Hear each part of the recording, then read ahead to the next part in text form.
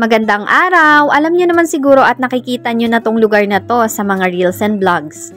Wala pang tawag sa lugar na to pero karamihan ay malamaliko daw ang vibes dahil sa landscape ng lugar. Ayan, sa Canaan West lang yan. Ang ganda oh. For me, may pagkatanawan vibes din siya dahil nga tanaw mo ang mga lugar sa baba. Hindi pa man tapos ang ginagawang kalsada ay sikat na itong puntahan para tambayan. Picture perfect din ang lugar kaya maraming dumadayo. Marami kayong pwedeng pwestuhan dito kung gusto nyong mag-unwind. Kung gusto nyong mapag-isa dahil kayo ay pagod, burned out, kapatid, ipahinga mo muna yan. Kita nyo yung bundok sa likuran ko na yan? Mas maganda yan sa personal. Etong view na to para kang nasa tanawan. Ang napansin ko lang sa parting to ay maraming kalat na naiwan. May plastic nga pero mas mainam kung iuuwi na lang. Sayang naman kasi kung ang ganda ng lugar pero nadudumihan. Ang ganda ng view pero wag naman nating kalatan. Kung binibigyan tayo ng pahinga, yung bakas nyo, wag nyo nang iwan. Isupot, ibulsa, iuwi. 'Di ba? Respeto natin yun sa lugar. Libre, mag-unwind, pero yung kalat, iuwi naman. Open siya for now. Ito ay makikita sa Canaan West, Rizal, Nueva Ecija.